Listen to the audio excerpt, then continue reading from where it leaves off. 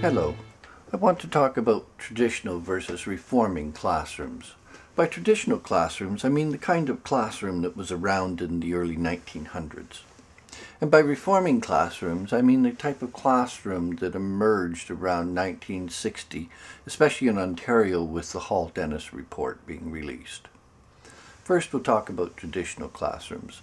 I want to make the point that the traditional classroom is a package, and all of these elements go together. They complement each other, and they've been worked out over a long time, a few hundred years, and that they make a lot of sense and that they're coherent. Here are the elements that I think really stand out. The teacher is responsible for the learning in the traditional classroom. In that sense, there's a clearly specified curriculum. It's fixed. The teacher knows how much needs to be covered and how much time there is available to cover that curriculum. In that sense, the teacher needs to lead the agenda.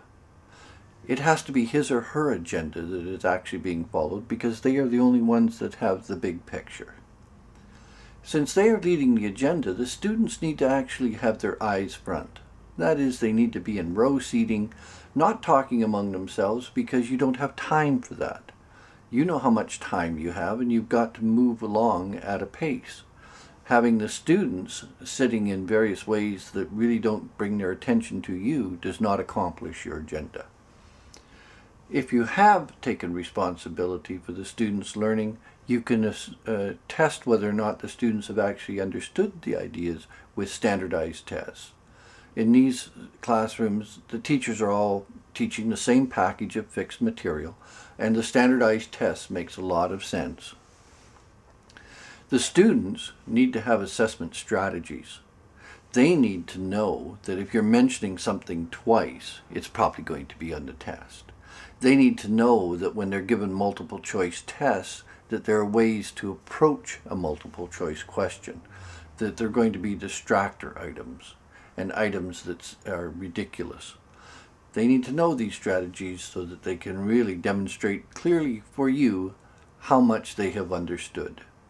And in that respect, you will know whether or not you've met your responsibility. In the reforming classroom, the student is responsible for the learning. In that sense, it has to be an open-ended curriculum.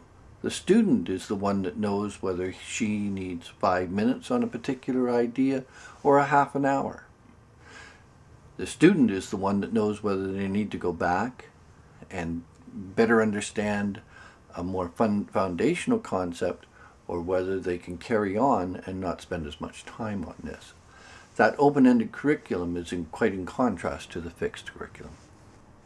And in that respect, the student, not the teacher, needs to lead the agenda. It has to be his or her responsibility. In these classrooms, the teacher is responsible for making sure that the student has the opportunity to learn, that the materials are there, and that the classroom environment is conducive to learning.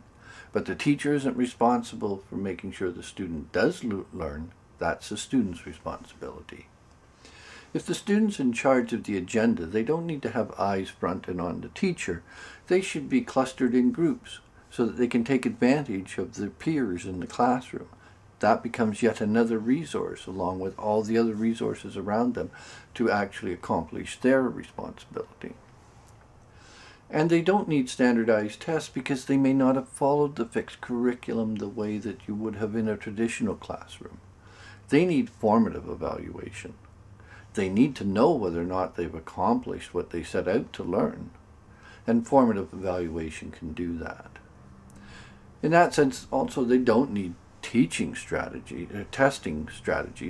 They need self-regulation learning strategies. They need metacognition. They need cognitive style learning strategies that help them master material.